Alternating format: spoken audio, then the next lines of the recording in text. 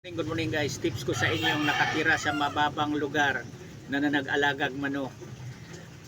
Ang diskarte niyan, bumili na lang kayo ng maraming lagayan ng mga manok, kagaya ng bayong at saka yung karton, yung plastic. Parang kahit nababasa sa ulan, hindi nasisira. Kahit tumataas ang tubig ba sa lugar nyo, safety ang inyong mga alagang manok. Kung nagpakalagayan sa karton o kaya sa bayong, isabit nyo kahit sa mga puno o kaya sa loob ng bahay nyo, pwedeng doon nyo ilalagay yan kapag nagpakalagay sa bayong. Marami ang mailagay katulad ng mga sulok-sulok sa kusina nyo, pwede doon ilagay nyo ang mga bayong. Safety ang inyong mga alagang manok kahit tumataas man ang tubig baha sa inyong lugar.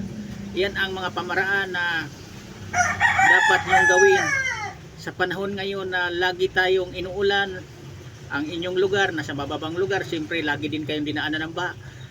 Yan ang solusyon yan. Bumili lang kayo ng maraming mga lagay ng manok.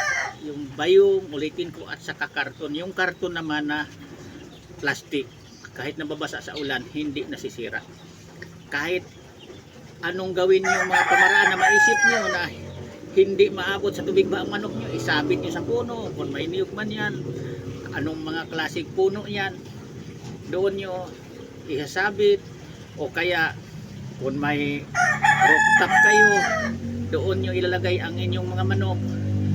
Safety, walang buhay mapinsala sa inyong mga alaga, hindi kayo lugi. Yan ang mga pamaraan na maibahagi ko sa inyong mga baguhang nag-alagag manok na nakatira kayo ngayon sa mababang lugar dahil tuloy-tuloy ang pag-ulan. Sayang ang ating mga alagang manok kapag matangay lang sa tubig baha na malaki na ang ating ginagastos sa ating mga alaga. Kailangan ng ating mga alaga magmatsyag din tayo kapag masama ang panahon. Tulad sa akin, kahit hindi na binabaang nilagyan ko ng aking mga alagang manok, pero kung mabalitaan ko nga may parating na bagyo, malakas na bagyo, malakas ang buhos tubig ulan, pinupuntahan ko na yon. Sinigurado ko na hindi maging kawawa ang ating mga alagang manok. Pero kung natural lang na ulan, baliwala lang yan sa ating mga alagang manok. Kayang-kaya nila yan. Nililigpit ko lang yung sa akin kapag may malakas na hangin, may bagyo. Pero kayong nakatira sa mababang lugar na nag-alagang manok, kailangan talaga ang mga pamaraang diskarte yan na maibahagi ko sa inyo. Yung mga karton at saka bayong, ilagay nyo sa bayong. Walang problema yun, hindi masisira ang mga mukha sa manok nyo, hindi magtukaan yan kasi ang bayong nakasarado. Komportable lang din silang makahinga dahil may butas namang maliliit yan.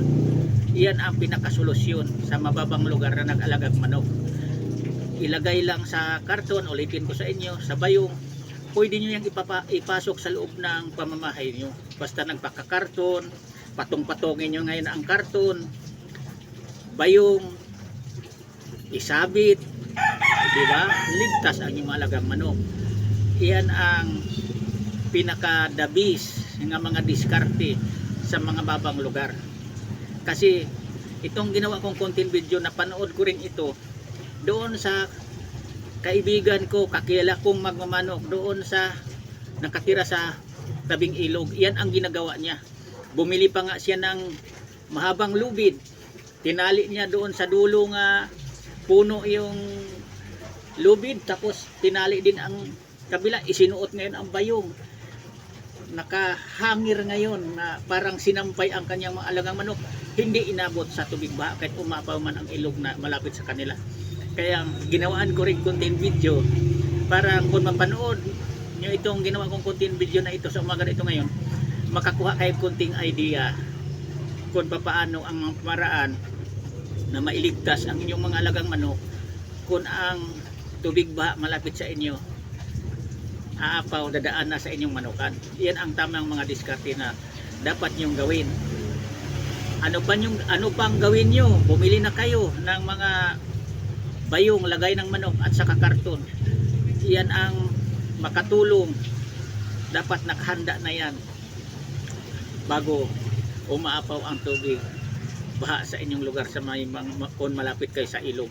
Kahit hindi naman kayo malapit sa ilog, kung mababa talaga ang lugar, kung magbarado ang mga kanal-kanal yan, mga drainage, aapaw pa rin yan.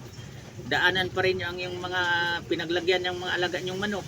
Kawawa rin. Kailangan talaga diskarte ang kailangan panahon sa sakuna. Ngayong panahon talaga, tagbaha talaga ngayon. Kabuanan ngayon sa tagbaha. Pag sinasabing balita na may habagat, hindi maaring walang malakas na ulan, may malakas na ulan.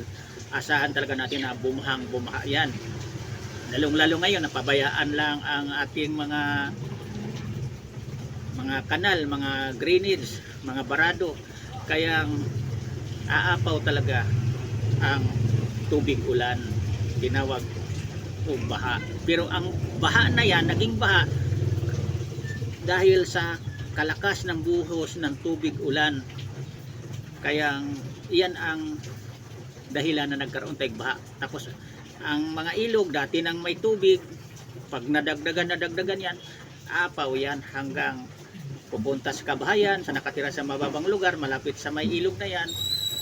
Kaya kung may alaga kayong manok, kailangan alerto kayo, magmatsyag kayo sa panahon. Bago umapaw ang ilog na yan, kailangan dapat ang mga manok nyo nakasabit na ang pinaglagyan nyo na karton at saka bayong. Yan lang, sana mayroon kayong kunting mapulot o matutunang mabaguhan pa lang na nag-alagag manok na nakatira kayo ngayon sa mababang lugar na laki kayong binabaha tuwing umulan. Ang tamang diskarte yan, nasa inyo yan. Bumili lang kayo ng bayong at sa karton na plastic. Yan lang, bye-bye.